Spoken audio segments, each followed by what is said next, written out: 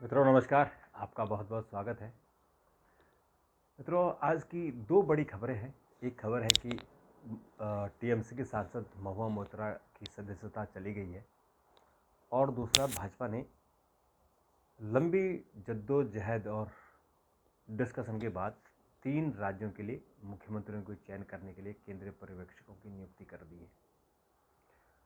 शुरुआत महुआ मोइत्रा से करते हैं क्योंकि ये बहुत इम्पोर्टेंट मामला है और इसके दीर्घकालिक परिणाम होंगे। ये इतिहास में एक पन्ना लिखा जाएगा। 2005 में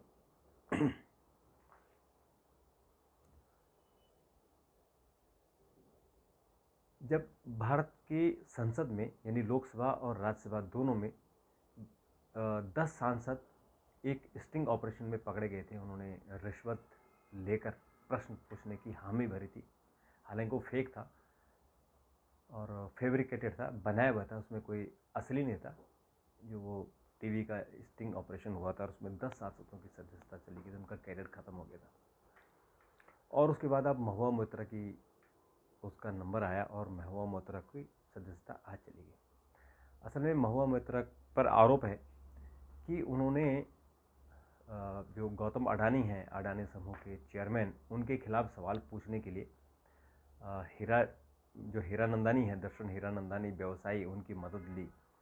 और दर्शन हीरानंदानी ने देश के बाहर जब वो छुट्टी मनाने जाते थे तो वहाँ से लॉगिन करके उन्होंने महुआ मोइत्रा की लॉगिन करके और लोकसभा में प्रश्न पूछे। तो ये सवाल बार बार उठता है कि ये राष्ट्रीय सुरक्षा का मामला है, तो क्या राष्ट्रीय सुरक्षा से खिलवाड़ की गया है? एक दूसरे व्यक्ति ने किसी सांसद का लॉगिन आईडी लिया और फिर उस पर सवाल पूछने शुरू कर दिए। मित्रों, ये दोस्ती और दोस्ती में धोखा का भी मामला है और ये भारतीय संसद के साथ राष्ट्रीय सुरक्षा का खतरा भी है। और ये इंडिकेट भी करता है कि क्या हमारी जो संसदीय व्यवस्था वो इतनी लचर है, ये इतनी आसान है कि कोई भी उसका कैसे भी मिसयूज कर सकता है। दर्शन हीरानंदानी व्यवसायी हैं और वो अडानी के खिलाफ सवाल पूछना चाहते थे, तो उन्होंने महुआ मोइत्रा का सहारा लिया और उनसे सवाल पूछे, 50 सवाल पूछा है। और उसके बाद 36 बार इन दोनों ने दुबई की यात्रा की थी। जो जय आनंद देहाद्री हैं, सुप्रीम कोर्ट के वकील हैं, वो महुआ मोइत्रा के मित्र थे। और जब उन्हें मित्रता में कुछ खटास आई तो उन्होंने महुआ मोइत्रा की शिकायत की और उनकी शिकायत के आधार पर निशिकांत दुबे ने ये शिकायत लोकसभा अध्यक्ष को भेजी। लोकसभा अध्यक्ष ने एक कमेटी बनाई, आचार समिति ने एथिक्स कमेटी को, और एथिक्स कमेटी ने अपनी रिपोर्ट आज टेबल की और आज ही उस पर डिस्कशन हुआ और आज ही महुआ मोइत्रा की सदस्यता चली गई। अब ये मामला जो है वो राष्ट्रीय सुरक्षा से जुड़ा है और ये मामला रिश्वत से भी जुड़ा हुआ है। सीबीआई इंक्वायरी कर रही है और अगर ये साबित होता है कि उन्होंने रिश्वत ली है, यानी उनसे जो कह रहे हैं गिफ्ट उन्होंने लिए हैं, रिश्वत नहीं ली, पैसे नहीं लिए, तो अगर ये मामला सिर्फ यहाँ तक बनता है कि उन्होंने गिफ्ट लिए, तो शायद गिफ्ट तो दोस्ती में चलता है। पर जैसा दर्शन हीरानंदानी जो उनके मित्र थे और बाद में दुश्मन हो गए, और उन्होंने एक एफिडेविट लिख के दिया और कहा कि महुआ मोइत्रा ने उनसे महंगे महंगे गिफ्ट मांगे और वो तंग करती थी, तो एक दोस्ती में धोखा भी है। और ऐसे ही दर्शक जो देहाद्री हैं, उनके भी मित्र थे, उन्होंने शिकायत की और उसमें निशिकांत दुबे की एंट्री हुई और आज उसका हश्र उनकी सदस्यता चले जाने से लेकर हुआ। अब उसमें जो महुआ है, उन्होंने कहा कि उनको न समिति में बोलने का पूरा मौका दिया गया और न उनको आज लोकसभा में बोलने का मौका दिया गया।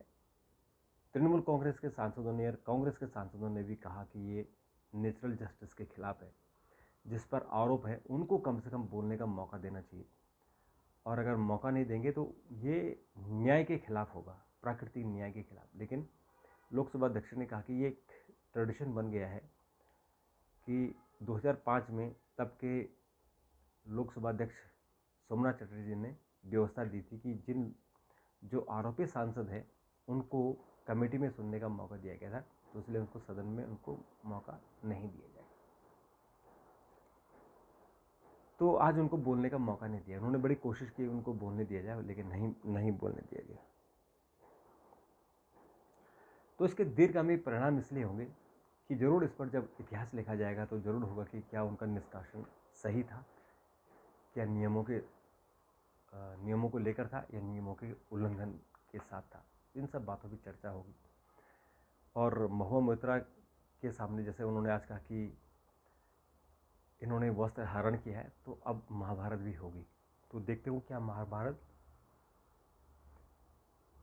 वो क्या महाभारत और कितनी उनकी महाभारत चलेगी, क्योंकि 2024 का चुनाव है। तो उनको, मुझे अब ऐसा लगता है कि तृणमूल कांग्रेस अब उनको टिकट दे देगी। पहले तो उन्होंने कन्नी काट ली थी, लेकिन अब उनको लगा कि जब अपोजिशन एकजुट हो रहा है तो अब उनको टिकट भी मिलेगा। उनको कृष्णानगर का प्रभारी भी बनाया गया है। और तृणमूल कांग्रेस की तरफ से ममता बनर्जी ने भी बयान दिया। और अगर तृणमूल कांग्रेस उनको टिकट नहीं देती है तो मुझे ऐसा लगता है कि फिर जेडीएस जो बीजू जनता दल है वो उनको टिकट दे सकता है और उनको उड़ीसा से चुनाव लड़ाया जा सकता है।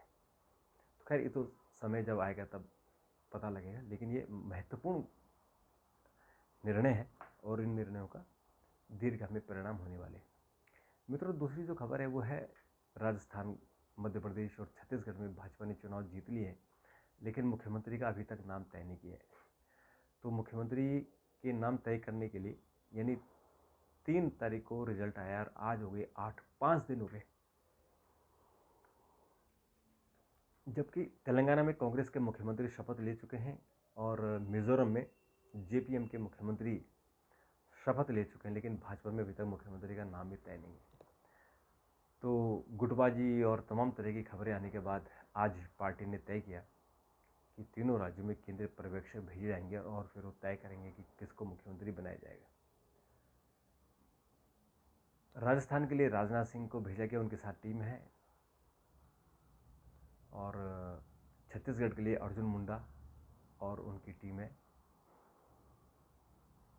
और इसी तरह से एक टीम मध्य प्रदेश के लिए भी है और उस टीम में बहुत सारे नेता हैं, 3 नेता हैं उसमें, तो उन 3 नेताओं को शामिल किया गया।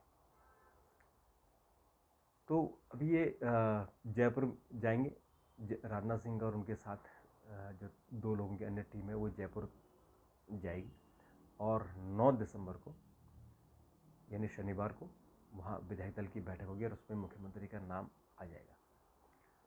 छत्तीसगढ़ में इतवार को यानी रविवार को मीटिंग होगी 10 तारीख को और मध्य प्रदेश में 11 तारीख को सोमवार को मीटिंग होगी और मुख्यमंत्री का चयन किया जाएगा। तो उसके बाद मुख्यमंत्री पद भर लिए जाएंगे। तो ऐसा लग रहा है कि 12, 13, 14 तारीख तक मुख्यमंत्री शपथ ले लेंगे। तो 5 दिन क्यों लगे ये पर्यवेक्षक भेजने में, इसकी भी हम समीक्षा करेंगे। पहले मुख्यमंत्री बन जाए, क्योंकि मुख्यमंत्री कौन बनेगा उसकी भी अपनी समीक्षा होगी। हमारी जानकारी है कि नए मुख्यमंत्री बन रहे हैं, जो पुराने मुख्यमंत्री हैं, पुराने लीडर है, शायद उनमें से कोई ना बने। तो जो भी होगा कल पहले तय हो जाए, फिर हम उसकी समीक्षा करेंगे कि इसके क्या हितार्थ है। तो अभी के लिए इतना ही, फिर आपसे मुलाकात होगी। तब तक के लिए नमस्कार।